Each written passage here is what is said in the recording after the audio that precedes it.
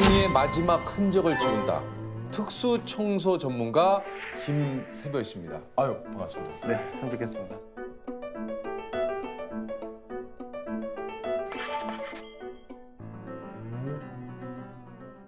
직접 좀 소개를 좀 해주시죠.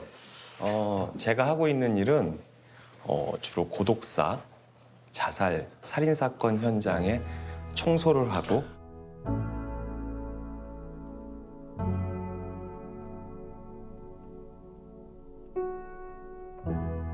일주일 안 됐겠어? 일주일이 뭐야? 2주일 넘었네? 돌아가신 분들의 유품을 정리를 해드리는 일을 하고 있습니다.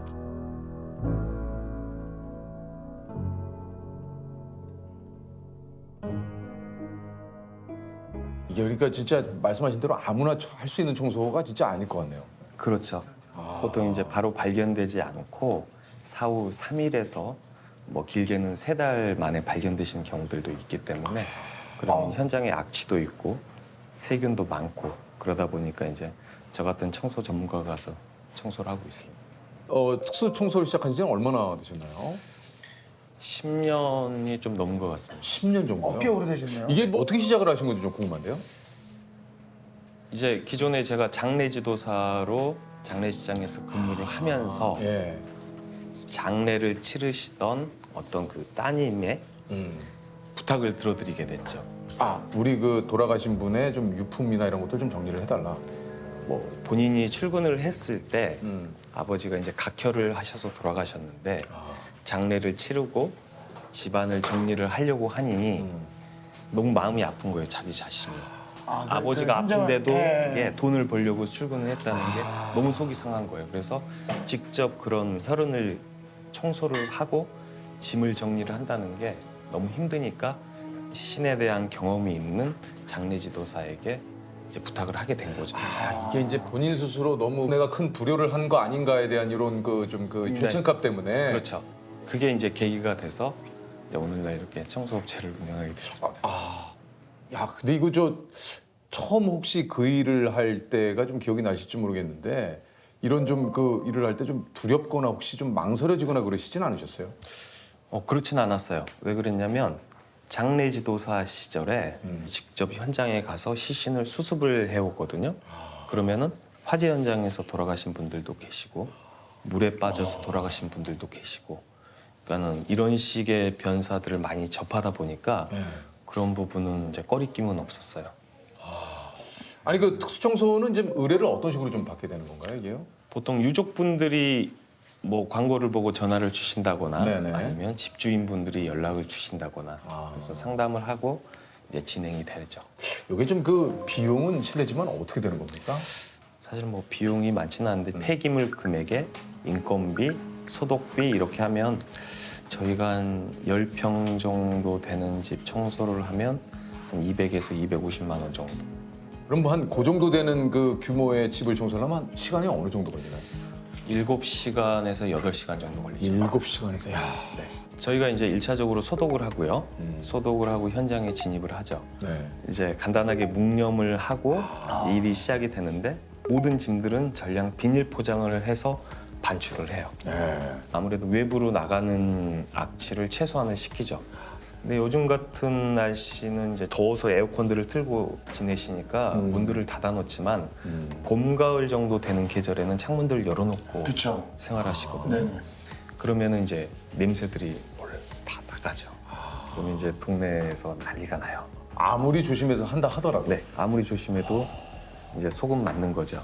그럼 우리 특수청소부 분들한테 이렇게 소금을 뿌리세요? 뭐 좀 그런 분들도 계시고. 네. 저도 잘은 뭐 경험해 본 적이 없으니까. 근데 그 청소를 하고 나면 몸에 그 냄새가 밴다고 막. 냄새가 많이 배죠. 뱀니까? 네. 뭐 귓속같이 냄새가 나니까요. 에? 근데 이제 그게 그런 냄새가 힘든 것보단 그 주변 사람들의 이렇게 좀 냉랭한 태도가 좀 제일 힘든 것 같기는 해요. 우리 집 앞에 차 대지 마라. 뭐 이런 것부터 시작해서 냄새 나니까 도대체 언제 끝나냐. 우리 집 앞에 소독해라. 뭐 이렇게 말들이 나니까 이런 식으로 좀 대해주시는 게 좀 제일 힘든 것 같기는 해요. 한편으로는 이제 그분들의 마음도 이해는 합니다만, 그렇죠. 예, 돌아가신 분의 마지막 정리하는 걸 조금만 좀 이해를 해주셨으면 하는 또 마음도 또 있는데, 예. 아 그러면 참 진짜 그 오해할까봐 그 직업을 그냥 다른 직업이라고 얘기하신 적은 없으세요 예전에? 이제 저런 적은 있어요. 예. 이제 병원 앰뷸런스 운전한다고 말씀드렸죠. 아무래도 그게 좀 좋지는 않거든요. 시선이 보통 보면 못 배우고 좀 이런 뭐 정말 직업적으로 가진 거 할 없는 사람들이 그리고 야 빌어먹더라도 그런 건 하지 말아라고 생각하시는 분들이 더러 있었기 때문에 완전 뭐 예, 잘못된- 그분들이 잘못된 거죠. 아주 예. 잘못된 거죠. 또 뭐 직업에 진짜 말 그대로 우리가 늘 들었지만 귀천이 어디 있습니까?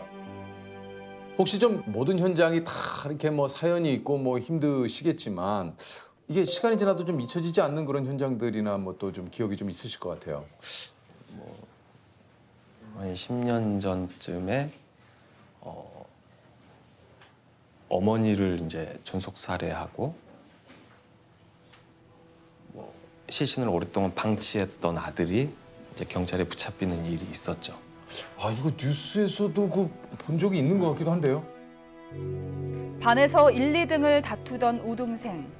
하지만 어머니는 전교 1등도 아닌 전국 1등, 또 서울대 법대만을 강요했습니다.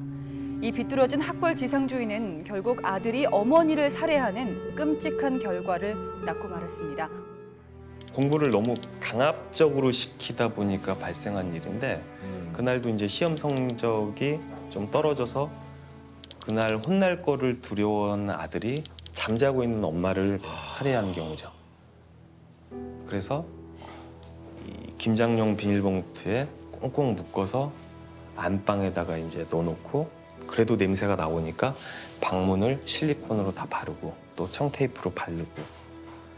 근데 이제 이혼했던 그 아버지가 어머니하고 소식이 닿지 않자 이제 열쇠 수리공을 불러서 집을 따고 들어가게 됐고 그런 현장을 보고 이제 세상에 좀 알려지게 됐죠. 아 이게 어렴풋이 좀 기억이 나네요. 이게 8개월 동안 안방에 그 어머님의 8개월이요? 예, 이 시신을 좀 방치를 하고 그래서 그곳을 또 특수 청소를 하셨군요. 네, 그렇죠. 그래서 오늘 약간 좀 주제 자체가 좀 무거워서 네. 그런지 그래도 좀 평소에 좀 이게 언제 좀 웃으세요 그러면? 아니 항상 자주 웃어요. 웃으세요? 네. 근데 지금 이야기가 좀 그래서 그런가? 아니 이제 그때 당시 현장을 생각하고 네. 그러면은 뭐 갑자기 좀 우울해지기도 그쵸, 하고. 그쵸. 네, 감정이입이 안 그죠. 될 수가 없어요. 네. 하다 보면요. 그런 경우 중에 하나가 저도 이제 몇 년 전에 딸아이를 키우고 있는 입장에서 저희 아이가 한 3살 정도 됐을 무렵인데요. 현장에 갔는데 딸을 키우던 젊은 아빠가 그 딸을 먼저 이렇게 보내고 자기도 이제 이렇게 목을 매달아서 생을 마감한 사건이 있었는데 딸 아이 주변으로 걔가 좋아하던 인형을 이렇게 다 둘러놨는데 그게 일을 못 하겠더라고요 그날은. 그러다 보니까 그게 또 이제 그날 그렇게 트라우마가 오더라고요. 그게. 그러니까 저도 그게 이제 처음 느껴봤던 부분인데 그 트라우마라는 게 그러더라고요. 굉장히 몸이 경직이 되면서 말도 안 나오고 막 이제 숨도 안 쉬어질 것처럼 그런 이렇게 상황이 되더라고요, 몸이요. 그곳에서 그 일을 할 수가 없었어요. 그래서 그거를 다른 이제 직원들이 이제 정리를 했고 저는 이제 일이 끝날 때까지 못 들어갔죠, 사실. 아무리 그렇더라도 그 아이들을 참 정말 예전에 제가 잠깐이지만 하루 정도 그 소방대원분들하고 이렇게 같이 촬영을 해본 적이 있는데 무조건 어떤 현장을 보더라도 빨리 잊으셔야 된다고. 이걸 잊지 못하면 이게 나중에 정신적인 트라우마로 와서 정신과에 가서 상담을 받는 분들도 계시대요. 그 소방대원분들 중에는. 마찬가지로 좀 그런 거에 대한 후유증이 조금 있지 않으실까요? 혹시 좀 감정적인 있으신가요? 좀 그런 걸 또 예. 잊기 위한 또 그래야 또 일을 하시니까. 네, 뭐 저는 이제 사실 화초를 많이 기르고요. 네. 텃밭을 좀 해요. 어. 그러다 보니까 그게 많이 잊혀지고 네. 다른 데 신경을 쓸 게 없이 그 화초 가꾸고 텃밭 가꾸는 게 굉장히 많이 도움이 되더라고요. 아, 그런 게. 네. 이게 좀 그 현장에서 유가족 분들을 마주치기도 하는데 뭐 여러 가지 또 일들이 좀 많이 있으시다 그래요. 그렇죠. 대부분의 유가족 분들은 슬픔에 잠긴 채 그렇죠. 뭐 우리 아버지, 우리 어머니 이렇게 잘 정리 좀 해달라고 말씀해 주시는 분들도 계시지만 네. 뭐 덜어는 이제 뭐 조금 순서가 잘못된 경우들이 있는 것 같아요. 제가 그게 볼 때는. 뭡니까? 순서가 잘못된 경우는. 이제 저희가 이제 유품을 정리를 하다 보면 귀금속이나 통장, 현금류 등은 이제 저희가 찾아서 이렇게 전달을 해드리는데 돌아가신 자리에 뭐 겨울 이불을 꺼내서 덮어버린 다음에 그걸 이제 신발을 신은 채로 들어오셔서 이제 막 뒤지시는 거죠. 마치 집에 이제 도둑 든 것처럼 이렇게 다 쏟아붓고. 아, 이게 진짜 이게 좀 뭐 잘못돼도 한참 잘못된 거 아닙니까? 이게 저 어떻게 돌아가신 분에 대한 이게 좀 예의를 표하기도 전에 당연히 이제 그런 부분은 유족분들이 가져가셔야 되는 게 맞지만 아, 이 노인네가 금반지가 큰 게 있었는데 그거 어디 갔지? 왜 안 보였어? 이러면서 이제 찾으시는 거죠. 아버지가 전 재산을 자식 한 명에게 물려주고 세상을 떠났습니다. 부산에서 혼자 살던 할머니가 방 안에서 남기고 겨울 옷을 스스로 껴입은 목숨을 채로 끊었습니다. 숨진 지 5년 만에 발견됐습니다. 변사 사건 현장에 발견이 되고 유족을 찾기까지 시간이 많이 걸려요.